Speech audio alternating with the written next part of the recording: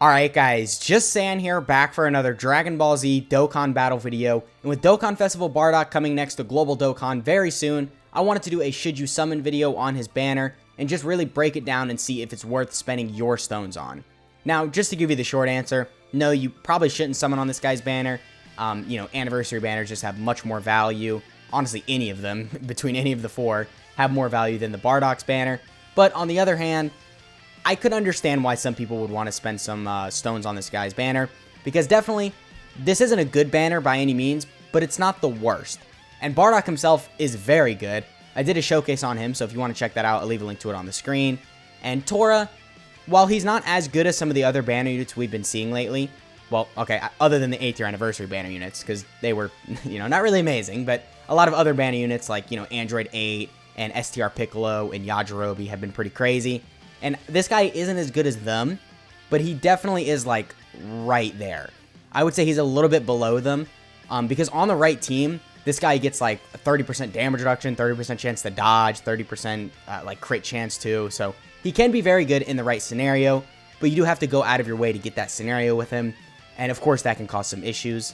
And then we have Majin Vegeta, who definitely is still very good, probably the second best unit on this banner. And then we've got the STR Super Vegeta, who can be pretty good in some Super Battle Road stages, and with the guaranteed crits can do some really solid damage even in just normal content. And then you have the Int Broly, who can be good in long events, and if you're facing a Pure Sans enemy, then you do also get the extra damage reduction, which damage reduction and stacking are two very good things together. And then there's the AGL Bardock and the TEQ Frieza, who, look, I guess TEQ Frieza can be kind of useful in some scenarios if you get like a lot of stacks with him early on. But overall, this Frieza really isn't all that crazy, and Bardock, he just needs an easy A at this point. So yeah, overall, not a very good banner, but if you do manage to pull like Bardock, Tora, or like Majin Vegeta, then, that's a good pull right there. But I don't know, Super Vegeta and Broly, they're like right there. They're like on the cusp of being bad. Like all it takes is a little bit more of a push in difficult content, and then these guys are fodder, and these guys already just are not good enough, so definitely not really worth it overall, but I guess maybe if you want to buy like Majin Vegeta with red coins, there is that as well. So I do think him coming out is still a good thing. Bardock deserved a Dokkan Fest for sure, but unfortunately the banner just isn't all that crazy. Now, actually, there is one other thing I want to mention before we continue on and looking at up-and-coming banners, is right now, I don't have access to the information because it hasn't been revealed yet, but the Dokkan Festival right after the 8th year anniversary is about to get revealed. I don't know what it is currently, but by the time you're watching this, it will have already been revealed. And that is also another banner that Global is going to see before the 8th year anniversary. Actually, we're going to get the Dokkan Festival that's about to get revealed. We're going to get that banner right before the 8th year anniversary. So you do want to keep that in mind as well. But like I said, I don't know what Dokkan Fest it is because it didn't get revealed yet at the time of recording this. But yeah, all right. So moving on to some other Dokkan Festival units or some other Dokkan Fest up and coming. I have Majin Vegeta pulled up right here because this was obviously the last Sunday unit. So the new Sunday banner will look somewhat similar to this. I'm assuming we're getting a God Goku, so maybe like a God Goku and a banner unit Rage Vegeta. And then, of course, we would also get LR Vegeta and Trunks because it's the Tanabata unit from the previous year here. So then it would be the Tanabata unit from the previous year, or I guess the latest Tanabata unit, which would be Vegeta and Trunks. And then the Sunday unit from the previous year, so then this would be Majin Vegeta. So that in and of itself is a pretty crazy combination because you have LR, Vegeta, and Trunks and Majin Vegeta on the same banner.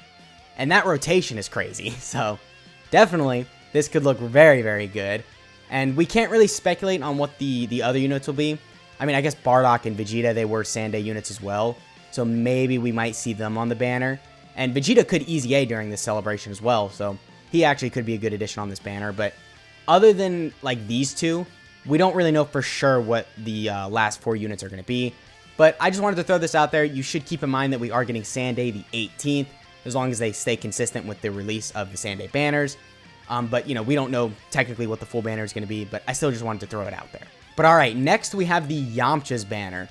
Now, this guy's banner is a little bit better than Bardock's, but not by much. Yamcha, of course, is crazy. Yajirobe is amazing, probably one of the best support units in the game. Super Saiyan Blue Goku is alright. I don't want to call him bad, but I also don't want to call him, like, very good. I think he's just kind of in that level where he's kind of mid. He's like a little bit better than mid, because in some situations he can look very good. and he is also intelligence, so, you know, in fights like Cell Max, he will work pretty good in. But, I don't know, I feel like defensively he's just not really there. And then you've got AGL Trunks, who just isn't really all that good anymore. He can do some good damage, but defensively, I really feel like he's just not going to be able to hold up.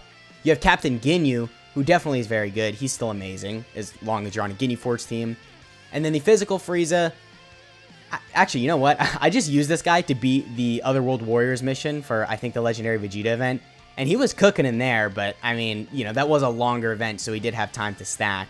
So, in longer events, this guy could still look pretty good even now, but, of course, in shorter events, he's just not good turn 1, or even for the first couple of turns.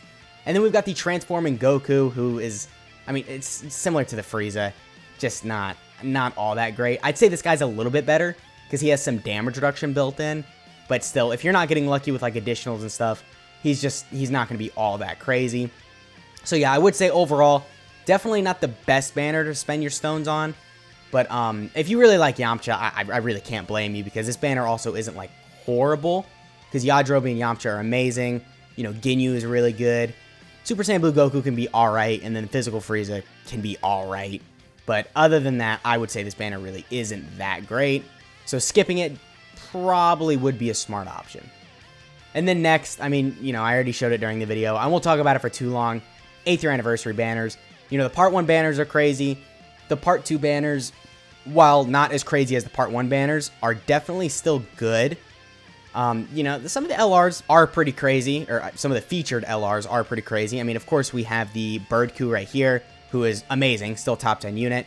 You got the Goku and Gohan, the LR one, who are very good. I mean, they are like a hardcore slot 2 and 3 unit. Like, you cannot run them in slot 1. But still, they can do some really good numbers now in terms of their offense. And then you got the Kaioken Goku, who's kind of a glass cannon at this point, but I guess he does still have some use because he does a lot of damage. The Int Vegeta, who isn't really all that crazy. I don't know, I feel like, you know, with the revive and everything, you're not really going to be able to utilize that because you need other units that need to revive much more than him. So he's just kind of in a weird spot right now, but he's not really horrible. I just think he's, again, kind of in a weird spot. You got Fusamasu, who's amazing. Physical Cell, who is decent. And then the rest of this banner, just, it ain't really that. I mean, this guy could be kind of useful. Same thing with the Krillin, but then this Goku is just horrible. So, yeah, if you're not pulling these LRs, this banner isn't amazing, but, you know, these LRs are very good, definitely. More specifically, this guy, and, like, this guy. And then, of course, the new LR is insane, too. But, yeah, I mean, same thing with the other Part 2 banner. You know, you've got these two who are crazy. You've got these two who are definitely very good. And then this guy's good. Actually, you know what? The Gohan's banner, in my opinion, is kind of better than the Goku's banner. Because then, I mean, you've got Frieza here, who is insane. You've got the Cooler here, who is insane. Goku and Piccolo are amazing for Super Battle Road stages. And then the GT Trio can definitely be very good in some situations. Grade 8 Vegeta can still be pretty good. I mean, you know, defensively, he can be alright. Offensively, he kind of sucks. But he's definitely better defensively than the Kaioken Goku. And then Kaba, not really the best, but he does stack defense, I think, if you have a Vegeta on the team, or on the rotation, so I guess there is that.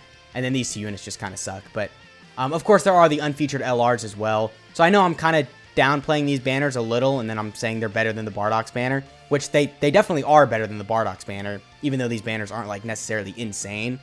But, you know, once you take into consideration, like, all the unfeatured LRs, and how crazy some of the featured LRs are, like, these two guys right here are in the top 15 by themselves. And then, of course, you have the new unit, who both of them, I would argue, are in the top 15. And then on this guy's banner, you know, it's just, both of them are very good. But then you've got the Part 1 banners, who, I said I wouldn't spend much time on them, so I won't. These are the good banners, though. Like, these are the ones you really want to summon on. These are way better than the Part 2 banners. So if you're going to save for a set of banners, definitely these are the ones, because, you know, you've got Gamma 1, you've got a lot of crazy LRs. I mean, the 5th year anniversary LR is Easy Aid, and they're insane. So at this point, some of the best banners in Dokkan history. But, alright, yeah, that has been the video. Let me know what you guys think of the Bardock's banner. Let me know if you are going to summon on it. And, yeah, I'll catch y'all in the next one.